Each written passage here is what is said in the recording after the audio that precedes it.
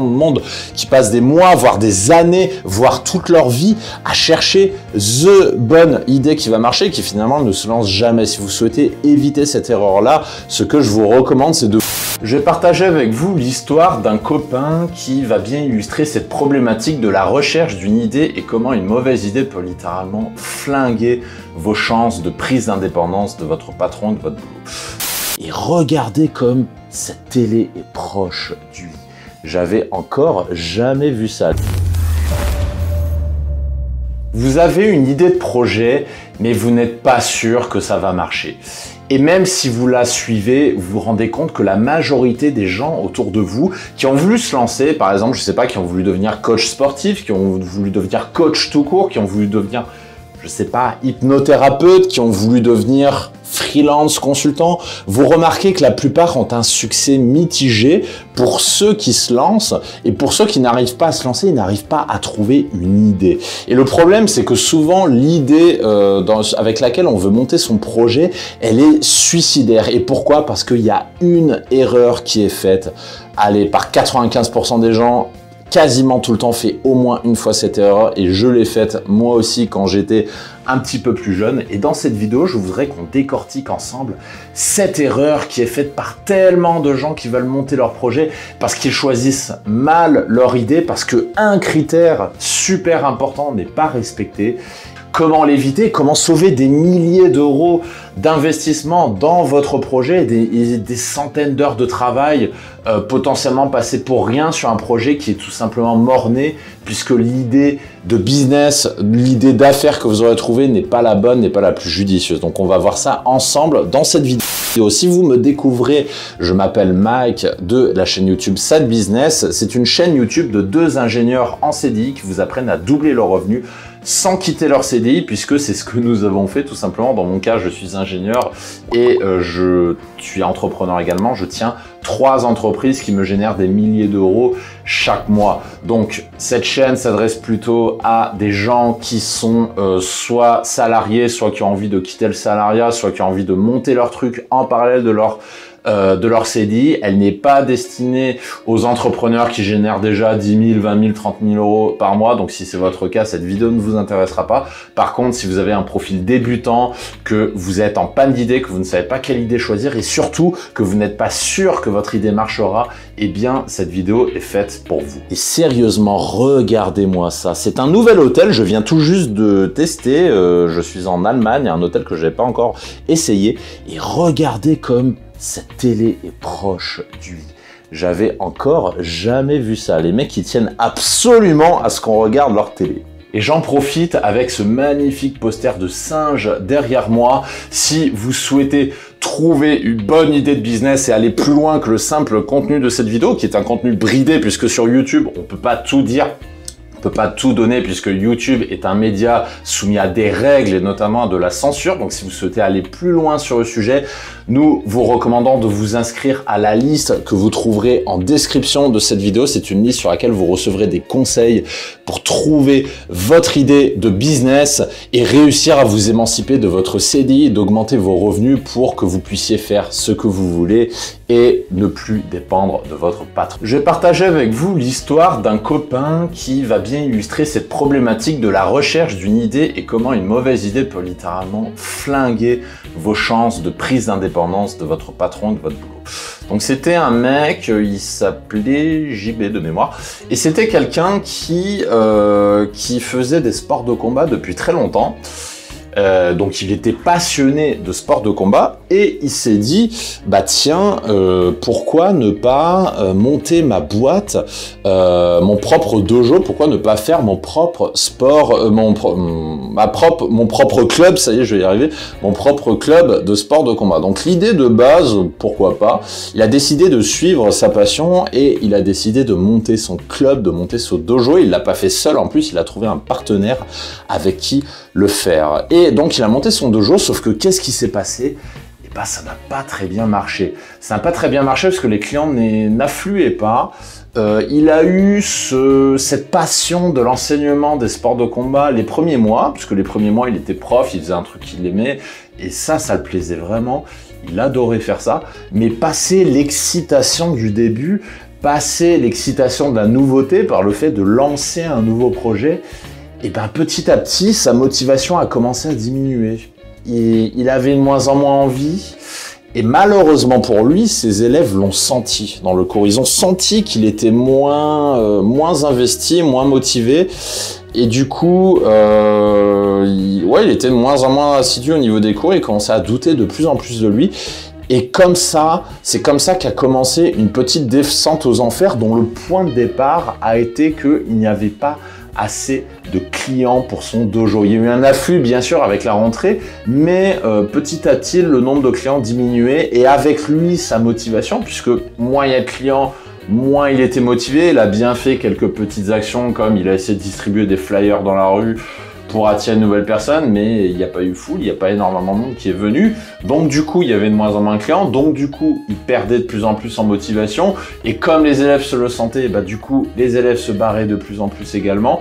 Et du coup, il rentrait comme ça dans un cercle vicieux qui fait que au bout de, je crois que c'était 2 ans, au bout de 2 longues années, il a décidé de purement et simplement abandonner son projet. Et à votre avis, pourquoi son idée n'a pas marché? Puisque à première vue, tout était normal. Ce mec a décidé de suivre sa passion, il a fait quelque chose qu'il aimait, il s'est dit, bah tiens, je vais monter mon propre dojo.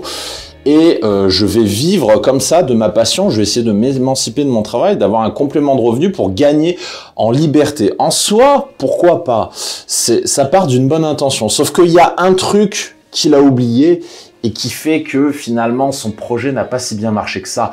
Et ce genre de projet qui se casse la gueule, vous connaissez sûrement quelqu'un, par exemple, qui s'est lancé, je sais pas, hypnothérapeute dans quelque chose, qui est devenu coach de vie, qui est devenu, je sais pas, coach sportif, ou qui est devenu, qu'est-ce que je peux trouver d'autre? Là, j'en ai pas, mais quelqu'un qui a lancé un projet sur une thématique, et on va voir, puisque c'est lié à cette fameuse erreur dont je parle depuis tout à l'heure, qui se lance dans des thématiques qui ont toutes le même défaut, et qui fait que le projet ne fonctionne pas, ne marche pas.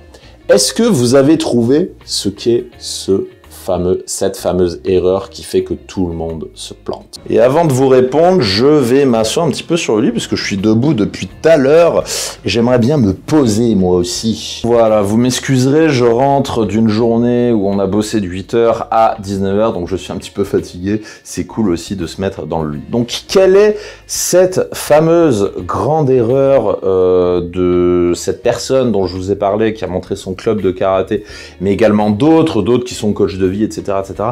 Quel est le point commun de toutes ces personnes-là? Eh ben, il est très simple.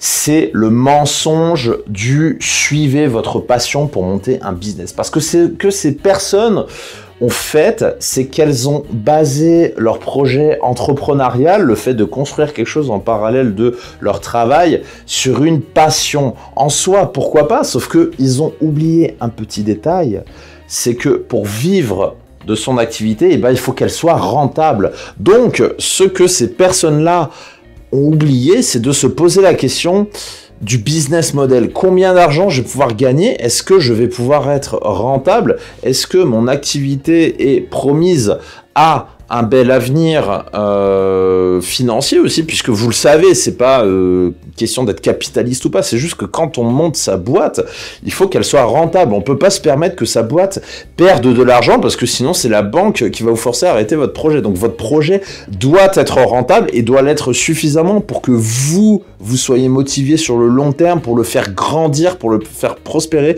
pour le faire prendre de plus en plus d'importance, parce que c'est ça à long terme qui va vous motiver. Et le problème de toutes ces personnes-là, et cette personne qui a montré son club de karaté a fait cette erreur, elle n'a pas du tout calculé, pris en considération les aspects financiers, parce qu'en plus, cette personne-là a monté son dojo dans une ville où il n'y a pas grand monde.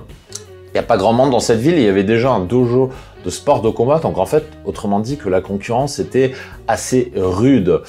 Et donc elle a totalement ignoré les aspects financiers, elle a juste suivi sa passion en se disant que si elle suivait sa passion, et que tout ira bien. Le problème, c'est que c'est faux, ça ne fonctionne pas comme ça.